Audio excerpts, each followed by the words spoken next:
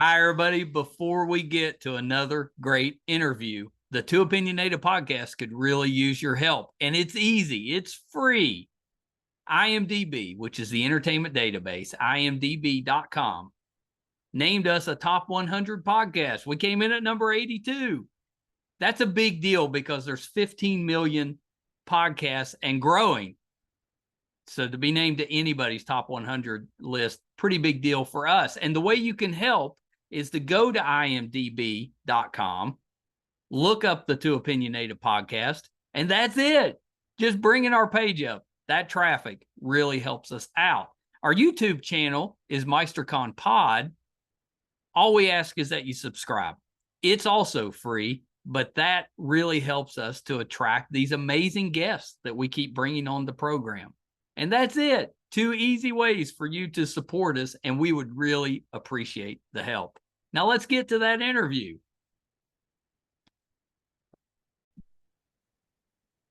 Hi, everybody. Welcome to another edition of Too Opinionated. I am so excited today. I've got the manager of Jerry Herman's legacy, Jane Dorian, with me. So welcome, Jane.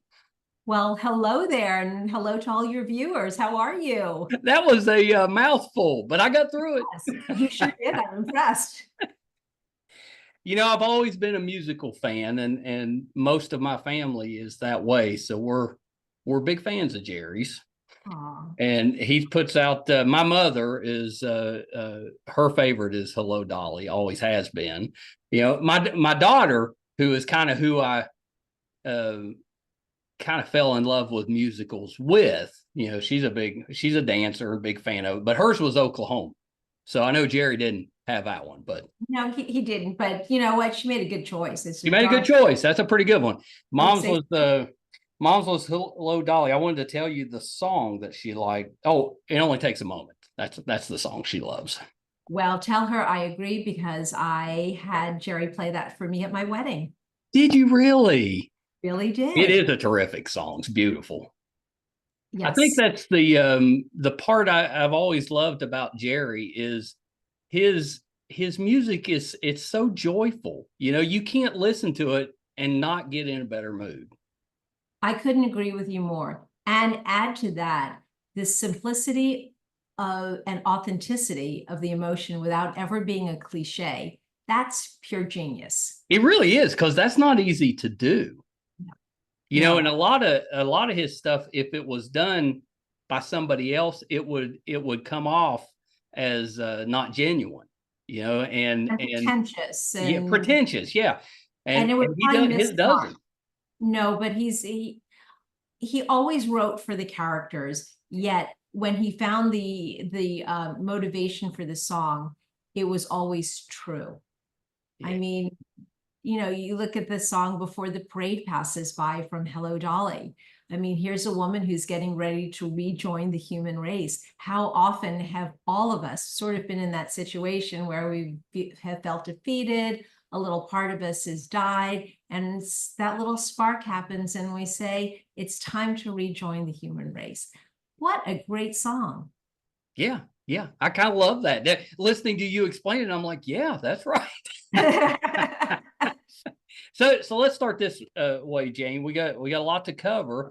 Tell me a little bit about you and Jerry's relationship. How did you meet? How did that develop? How did you end up, you know, kind of overseeing his legacy? Spoiler alert, I'm also his goddaughter.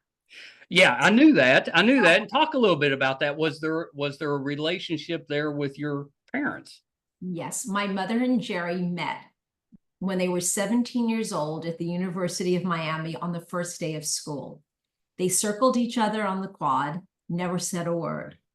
As fate would have it, they attended the same freshman party that night. Jerry was at the piano playing the American Songbook. My mother sat down next to him. She was a trained singer. She started singing, and the two of them never stopped making music together until the day she died. Oh, I love that. Did she like, looking back, did she realize, you know, what that, you know, taking that chance and sitting down next to him would end up meaning? Probably not. I don't think that was conscious, but Jerry was a little introverted and my mother was very extroverted. So it was just kind of perfect. So they became best friends. They had a legendary relationship. The humor was out of control. They got thrown out of Radio City Music Hall. I mean, just because they were laughing so hard that they were disrupting the show. They would walk down the street and start singing the same song in the same key out of the blue. I love It that. was just incredible. So I was named Jane after Jerry, and there was never a moment. Jerry was at the hospital the day I was born, and we just had a perfect relationship. So he was like a father to me, but he was so much more than that. Yeah. So, you know, I grew up with him sort of being a mentor, a family figure, a friend. It was just, all of it was crazy and zany because he was so creative. Yeah, but he really is. And I'm such an admirer of creative people, but he really was. I'm guessing that when he was around, everything was creative and musical and just, you know, there's probably a lot going on anytime he came around. Well, that's a very good guess because it is true. So, you know, the music speaks for itself, but many people may not know this. He went to Parsons School of Design. He thought he was going to be a decorating designer. So whatever he touched, he made beautiful. And there was, I mean, even when he played with my daughter, with her Barbies, you know, he would help her line everything up on the stairs, and all of a sudden the Barbies were doing Rockettes. You know, it was literally whatever he did, there was humor, creativity, and beauty. Yeah, I would think that creative design would lend itself to creating musicals and music for musicals. Well, yes, I mean, musical theater is a very collaborative art. Yeah. I mean, if your singer isn't properly lit, no one can hear the words or the music, you know. But he also, his parents owned a summer camp called Lake. And so he was the musical director at his parents' camp. So I think he had very early on the opportunity to hone some of his skills. So he did the lighting, obviously taught all the parts to the kids, some directing, set design. So he really had an eye for all of that. So when he was doing a show, if something wasn't working, he could just very quietly whisper, hey, you know, I think this person needs an amber gel on them. Or, you know, maybe you could make this about 6 inches taller. I think she would be able to project a little bit more. And he always just had the nicest way of doing things. Yeah, I love that because it's underappreciated, that type, because you don't think of it when you're watching a play, you don't think about all of that. All you know is that everything's terrific with that. But there's so much that goes into it outside of actually writing and practicing the play. No, it's true. Well, if you have had an extraordinary experience and it's seamless, then all of the creatives have done their job. It's when things are a little bit off, you're saying, hey, something's not right here. What's not right here? You know, but you know, most of us can't figure out what's wrong. We just get the feeling that something's off. And yet when something is really right, you're standing on your feet cheering. 100%. So that's the magic. Yeah, it's so terrific. So what is your profession? I'm assuming that outside of the work you do with Jerry and Jerry's legacy, you've got other things that you do. What is that? Well, I sell luxury real estate in Los Angeles. And so that's an awful lot of fun. And actually, there's sort of some similarities between the two because they're both productions. You know, getting someone through a transaction, you know, is very much like a production, one step at a time.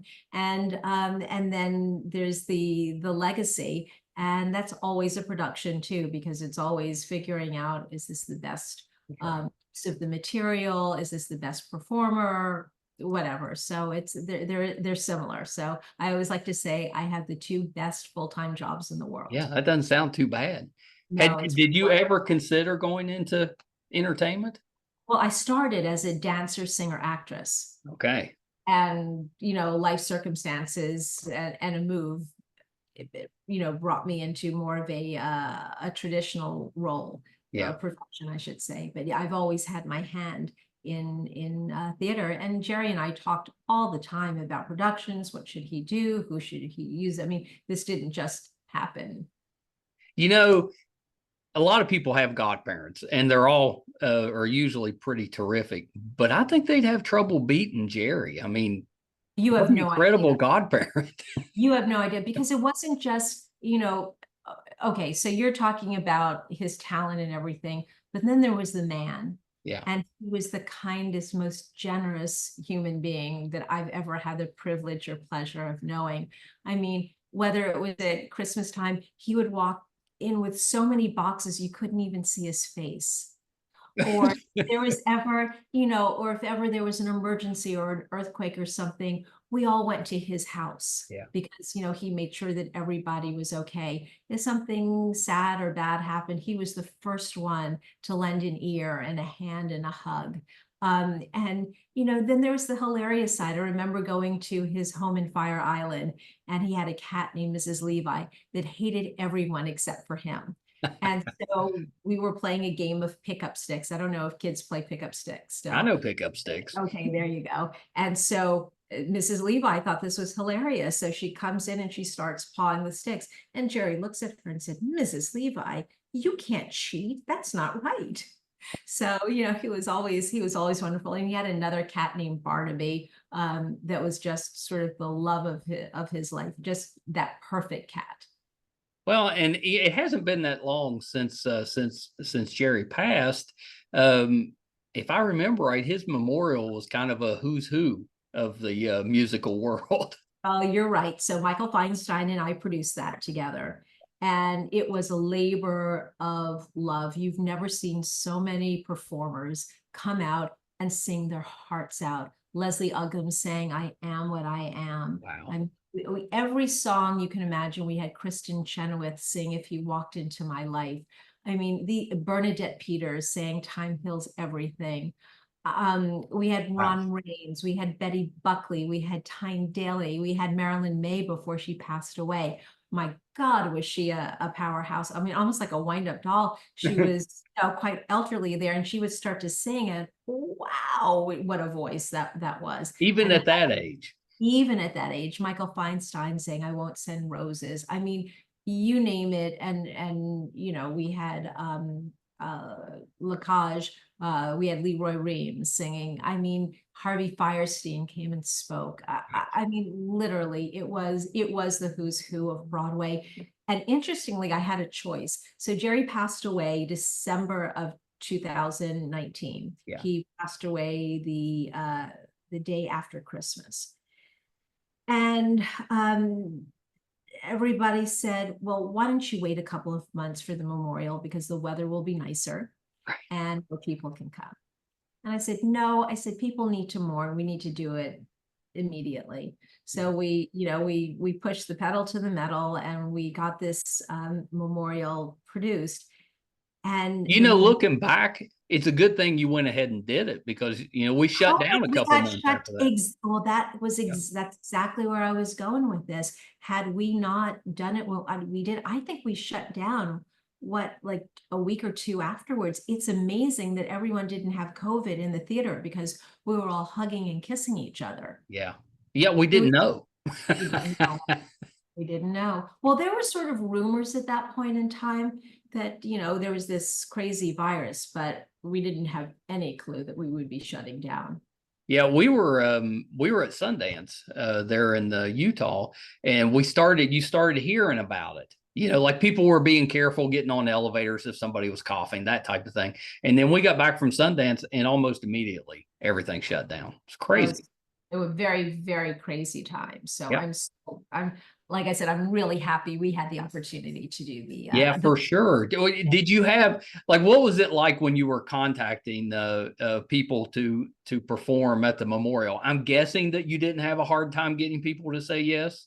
The exact opposite. The number of people we had to decline was the hardest part. Yeah. I mean, if we wanted to include everyone, I think it would have been an 8-hour show. I mean, it would have been like Nicholas Nickleby or something. I mean, literally everybody.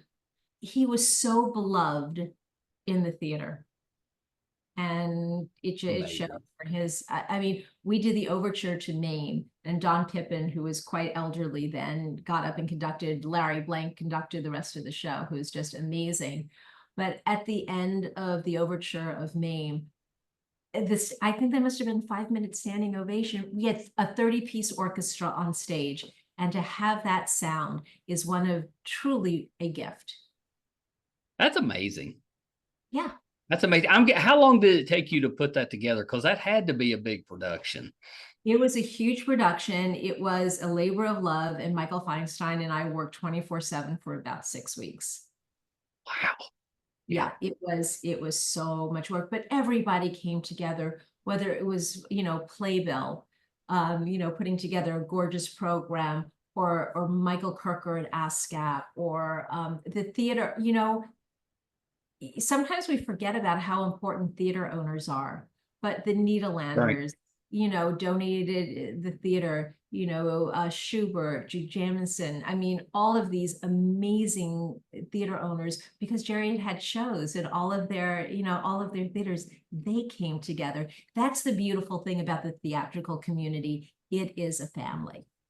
Yeah. Yeah. I've always heard that. And if we've been lucky enough to talk to a lot of actors, a lot of actresses, and most of them will say if they have their preference, it'd be on the stage, but you can't always do that. So they end up doing movies and TV and that type of stuff. But most of them have a love for that stage because that's where they started. Well, it's the purest form of acting. And it's also, there's something very special, the immediacy of the audience. You feel the audience. Yeah. It's a different animal. Did I see or did I read something that you were looking at some of Jerry's unpublished works or works that hadn't been turned into plays that may at some point get turned into something? Absolutely. So first and foremost, he wrote a concept album called Miss Spectacular. The music is phenomenal. It takes place in Las Vegas, and I will be working very hard to get that, mounted and stage produced in Las Vegas, because the music is just way too wonderful for the world not to actually see that. And every once in a while, as I comb through some of his things, I find, oh, I remember that song. It was cut from Mack and Mabel, or it never made it into Mame. So it's just been I feel as though I'm looking at my life musically all over again. And, my mother and Jerry produced things in college together. So I have all of those old albums and listen. Wow. It's pretty neat. Yeah, I think that's fantastic. I mean, and as fans, that's very exciting to know that there's more out there. Absolutely. There's nothing better than a Jerry Herman song. That's all I can say. Yeah. I love that. Yeah, I love that. So you've got a couple of big events coming up in the next couple of months. Talk a little bit about the auctions coming up. We have 2 auctions. So the first auction is on October 27th, and we're auctioning Jerry's unused crypt. I have to be very clear about that. Jerry purchased a crypt back in the 90s at Pierce Brothers Westwood Memorial Cemetery.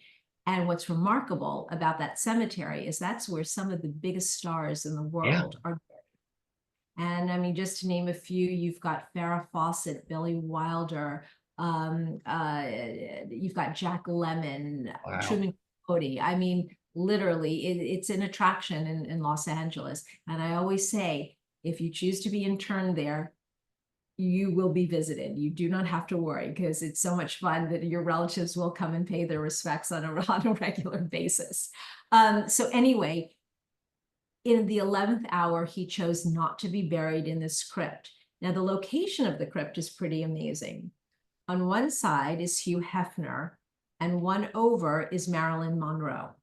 I mean, so you would think that might be of interest to people. I would think so. So if you want to spend eternity next to probably the 2 sexiest people of our time, not to mention the 2 greatest marketers of our time. That's a good way to describe them, both of those.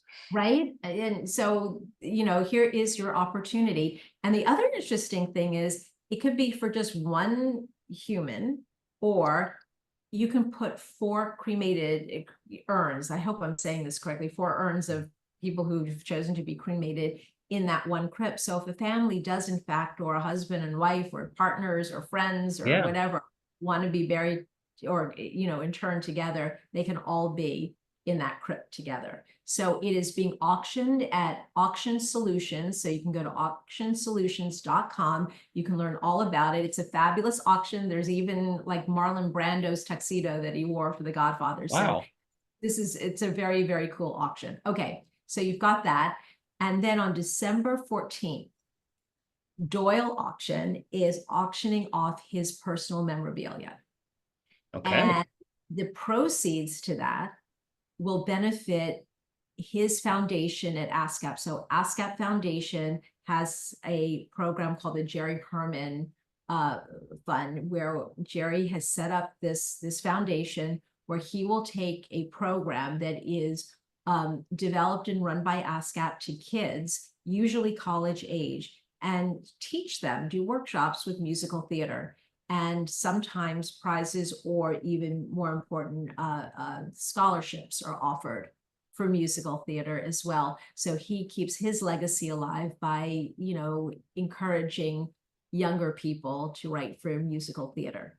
Well, and it's so important right now.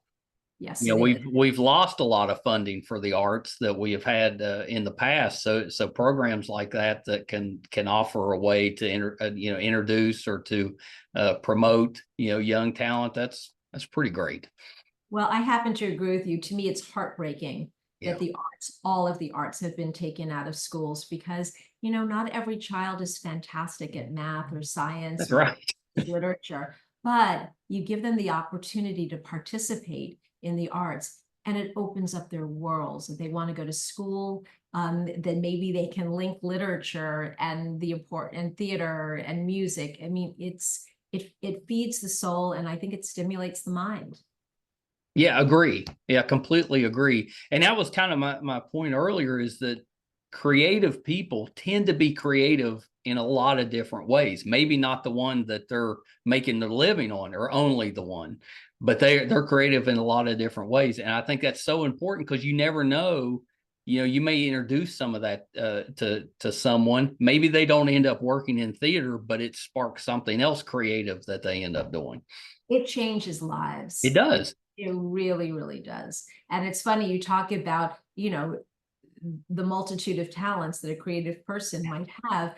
Carol Channing has the best line, or had the best line about Jerry. She said that when Jerry stood before God, when God was handing out talents, he just kept on going back in line. He didn't know you were only supposed to go once. He just kept on going and going and going. So that's amazing. That's amazing. And she's right. That's right. Yeah, it's terrific. Do you have a favorite play of his? Oh boy, a favorite. That's almost like asking, do you have a favorite child? I think Hello, Dolly is probably the most perfect, just from a technical standpoint. Yeah. Every single note, every single moment in the show is absolutely perfect. Cage, I think, is probably the most important show. Yeah. It came out in 1983. This was before, gay rights was even a thing. If you really think about it, I mean, it came out 40 some years ago. Jerry was ahead of his time. Way ahead of his time, but the contribution, I think, goes way before even the timing. There was a choice to be made. It could either be very militant, saying, hey, we're not being well treated, it's wrong, et cetera, or he took a much softer approach, which is, we're family. And if you can recognize that we are just like you, that we have the same loves as you, then there would be common ground. And Jerry and Harvey were able to achieve that. And I think that helped to do more to further gay rights than the show has ever given credit for. And then 6 months after the show opened, the scourge of AIDS hit so hard. At the 6-month mark, all but one of the Cagels had passed away from AIDS. That was a stunning loss. Oh, that's And terrible. Yeah, I had no idea with that. And of course, I remember, I was a teenager in the 80s, so I remember that very well. That was a difficult time. And it was kind of, it was newer, and it was, for a while at least, it was kind of kept under wraps. So you'd hear hints about this, this illness that was going around, but you didn't know much about it. It was kind of frightening back then. it was very frightening. And Jerry was very brave, because when Jerry tested positive, he was sort of outed by a columnist. It was not anything I think he would have shared. But when he really became the face for living with AIDS. And he was so brave. He was so courageous.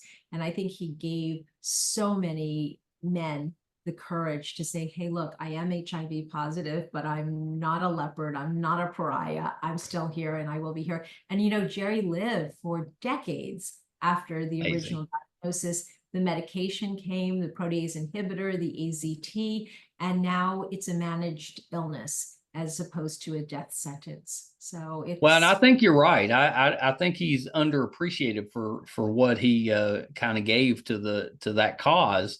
I'd read the little piece that he was talking about.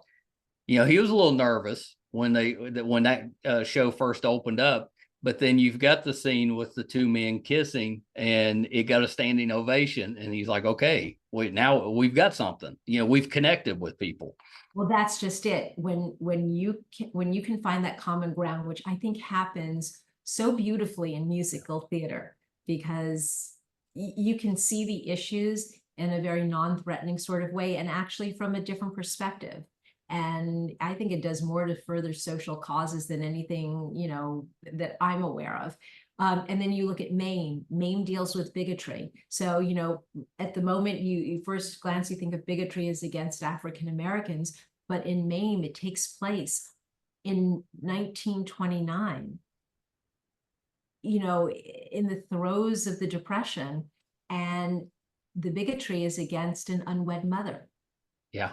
So when you realize, that the Gooch is ostracized because she's an unwed mother and she has to be hid, but Mame says, oh, no. She lived, it's okay. It's okay. So you realize all the different subject matters that he tackled. For your audience who may not be as familiar with Milk and Honey, it is a glorious, lush score. I mean, I hear that music and tears just start streaming down my face, because you think, wait a second, we think of Jerry as having these songs that are clever and really have a strong emotion or whatever, but then all of a sudden you hear the music from Milk and Honey and you go, wow, this is as fine as anything that Leonard Bernstein could have ever written. I mean, it's amazing. Yeah. And then you've got some shows. Was Milk and Honey his first one? Milk and Honey was his first Broadway show. Oh, Broadway. Okay. But he had done several off-Broadway shows prior. Yeah. He loved Mack and Mabel. I'd say Mack and Mabel is a cult show. That's a good way to describe that one. Because people that love it. Well, I mean, you think about how sophisticated some of the music is when Mack Sennett sings "I Won't Send Roses," and then Mabel Normand says, "So who needs roses?" I mean, how do you write a love song for an anti-hero? How do you write a love song for someone who says, "I can't love you, so just turn away and go"? I mean, only Jerry could have done something like that. Yeah. He had such an eye for talent. It seemed like every play, when he first put them out, he got the perfect person for them every time. But two stories that I'll juxtapose for you. So for Mame, he knew he wanted Angela Lansbury, but he also knew he had to fight for her because she had just come off of The Manchurian Candidate. And for your viewers who are unfamiliar with the movie, it was such a dark, matronly role. I mean, she was so good in it, but it's like nobody wanted to touch her because they just couldn't get past that role that she had done so well. And Jerry taught her 2 songs from Mame. And when it was her time to audition, and yes, can you imagine? Stars did audition back then. Oh. He snuck into the pit and played those 2 songs for her. And when the producers and the director and everybody else heard her sing and saw her there, they knew she was Mame. But interestingly, Carol Channing was not the first choice. She was the fourth choice. Yeah. Yeah, that's such an interesting story because it's so hard to believe there was 3 other people that were considered better than she. Well, it's hard to believe that there could have ever been any other Dolly other than Carol Channing to have originated that role, because her performance is the iconic role and the one by which all others are judged. Right. But when Jerry was writing Hello, Dolly, I think he really thought that Ethel Merman was going to play. Not a terrible choice. Well, she was the last one, and she finally agreed to do Dolly at the very, very end, and he put in another song, an extra song in there for her. So he got his wish at the very, very end. Nanette Fabray said no. Mary Martin was offered the role, and she wanted to do it, but she was committed to another show that sadly closed 3 days after it opened, and she just, she talk about a missed opportunity. And then Carol Channing, and the rest, as they say, is history. So, sometimes it's okay not to get your first, second, or third choice. Wasn't if I remember right, Hello, Dolly, it won a lot of awards, but that what's forgotten, I think, wasn't Funny Girl the one that it was kind of going up head to head against at that time? Yes, but I think you have to put Hello, Dolly in context. Hello, Dolly was the first happy musical after the Kennedy assassination. Yeah. And this country needed to heal, and Hello, Dolly allowed it to do so. And then some of your viewers may not know, but Louis Armstrong recorded that famous recording of Hello, Dolly before the show ever opened, and he never intended to. So do you remember the 45s? Oh yeah, I've still got mine. All right. So on one side was a very famous song that you kind of expected. And you had the B-side. And then you had the B-side, which was a throwaway. Well, one of his musicians said, "Hey, try this. It's new." And Louis would literally he'd never seen it. He just kind of winged it. Yeah. This is what we got. And now it turned out to be, it knocked the Beatles literally off the charts. It was so successful. That wasn't easy to do in the 60s. Oh no. So, yeah, yes. I'm glad you brought up the Kennedy assassination, because like even people my generation, I was born in 69, we don't really understand the impact or what the country was going through during that time. And you're right, Hello, Dolly came along, and that was kind of a Band-Aid or a salve to kind of help the whole country. We needed to come back from that. That wasn't easy. No, I agree. So, I mean, I can remember the day where I was when Kennedy was assassinated, because it's the first time I ever saw my mother cry. And it's kind of like we all remember where we were on 9/11. Of course. It's like indelibly sealed in our brains. So that's a pretty tough that's a pretty tough leap to leave that sadness and, quite honestly, fear from that assassination to go to rejoining the human race. So it was a perfect musical. But Hello, Dolly and Mame and La Cage all ran over 1,500 performances, which is amazing, beyond amazing. I mean, what is that? Is that 10 years? How long a period is that? I don't know. We should probably get out a calculator. I don't know how many they do in a year. I know they don't do every single night, but they do most nights. Well, they do 8 shows a week. Oh my gosh. It's more than, yeah. So maybe not quite 10 years, maybe 8 years, something like that. It's a long run. It's a very long run. Yeah. Well, and it's not like it ended and that's the last we ever heard of those. They've come back several times.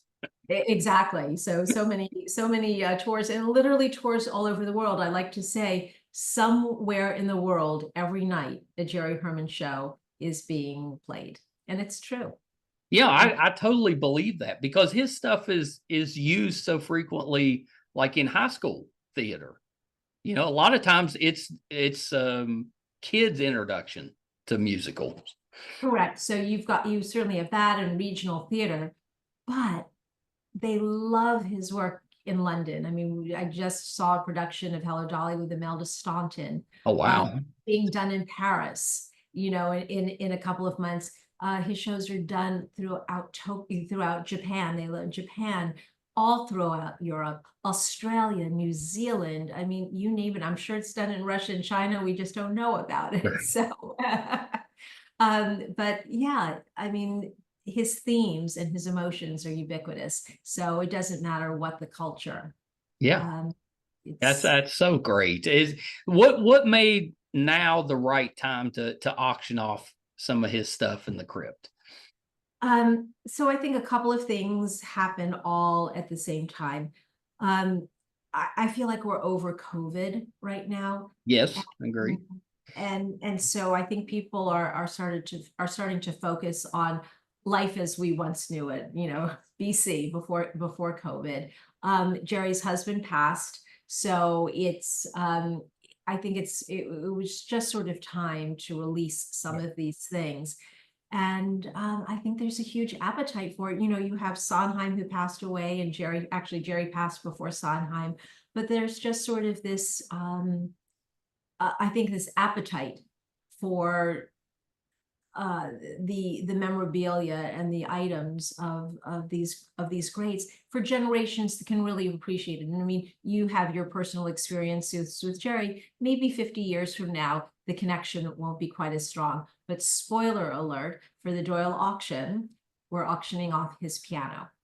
Oh, Oh, my mother would be interested in that. Well, tell her to start saving her pennies. So it's very, very special. Oh, that's amazing. That's what a great auction, and it's going for such a great cause. I mean, that's just good all the way around. It certainly is. And you can view the items right now if you go to the website Doyle, DOYLE.com. Yeah, that's wow. Is it bittersweet? Is it cathartic? It's not easy when you lose someone. It's also difficult when you're kind of dispersing of some of their things. What kind of emotions does that bring up with you? To be able to share any part of Jerry really does make me happy. He brought me so much joy. And, you can't take it with you to the grave. I mean, if this makes somebody else happy, then absolutely. And I love the idea that people care enough that they want a little piece of Jerry too. Some people are just meant for the masses. And Jerry's one of those, and I think that he would want that. Yeah, he'd want his stuff, everybody to have a little piece. Well, actually, so much so that these are his wishes. He wanted all this to go. So there was no guesswork. So yes, and you're right. Jerry was a songwriter. He wasn't this sort of clever, sophistical kind of a guy who's ever trying to trick you. He's just saying, look, here I am, as he said, I've opened up my emotional closet and I want you to be able to enjoy I want you to have a song in your heart. I mean, that's what he was all about. That's what gave him joy, knowing that people were singing his songs. And we can never underestimate the power of his melody. He understood melody. That's why people would say, oh, well, I could, hum his song out of the theater, or I could always remember his songs, because he understood melody. Yeah, it's such a good point. That I've never thought of it that way, but yeah, he really did. Because you're right. His stuff is so catchy and it stays with you. It stays with you. And then it's reinforced by those wonderful lyrics. Yeah. Terrific. Well, Jane, thank you for taking a little bit of time.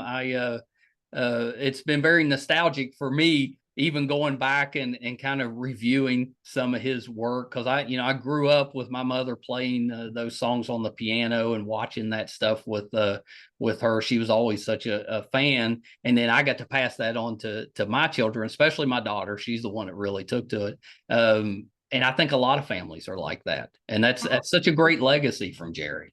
It really is. Well, thank you for having me on. And also, if anybody needs to contact me or whatever, you can go to Jerry's website, which is jerryherman.com.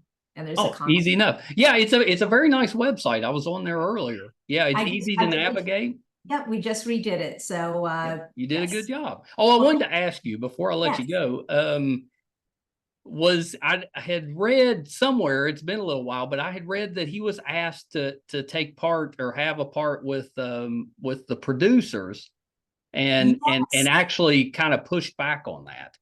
Yes. So Jerry and Mel Brooks were great, great friends, loved each other, had so much respect, and they both had such great senses of humor that they were always laughing. And just before I answer your question, when Mel's wife, Ann Brooks, was dying, Yeah. they sang from Mack and Mabel the song, I Promise You, that happy ending that has you Wow. loving me, loving you. So, I mean, the connection was like this. So Yeah, when that made Mel me tear up a little bit. so when Mel was doing the producers, he begged Jerry to write it. And Jerry thought about it, thought long and hard about it, and he said, I can't do it. He said, with the song Springtime for Hitler, he said, the critics will take me over the coals. I can't do it. He said, but I think you should write it.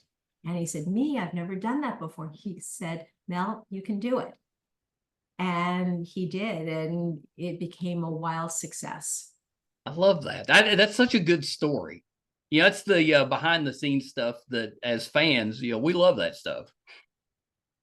Yeah. So like I said, there are plenty more. So maybe we'll do this again. Yeah, we'll have to have a part 2 for sure.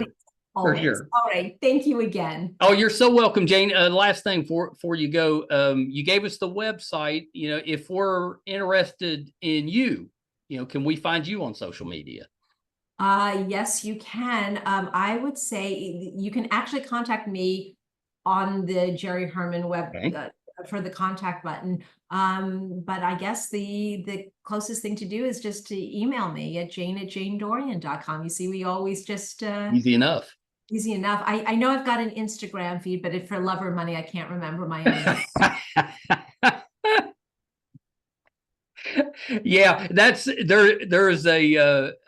there's a breaking point there where younger generations they know all about it, and then the older ones were kind of like, yeah, we got one, but Exactly. So the worst part of all was when we had to switch from Twitter to X, I couldn't even remember my handle on Twitter. It was like I had to set up a whole new account because I just got used to it. Don't be changing anything. Exactly.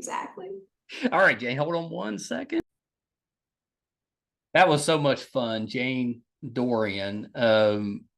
What an incredible responsibility to have, to be responsible for anybody's legacy, let alone, probably the best musical songwriter that we have ever had.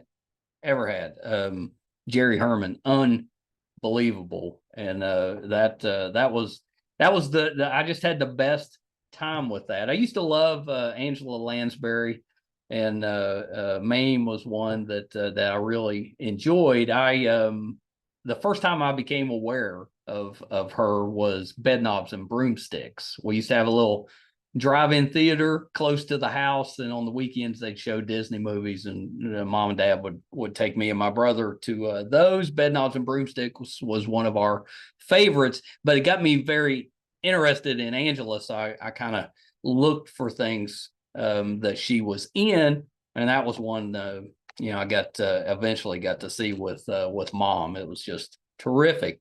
Thank you guys for tuning in. If you're interested in the auctions, make sure that you check those out. If you're finding us for the first time, our YouTube channel is MeisterCon Pod. Please subscribe. Really does help us out. It's free.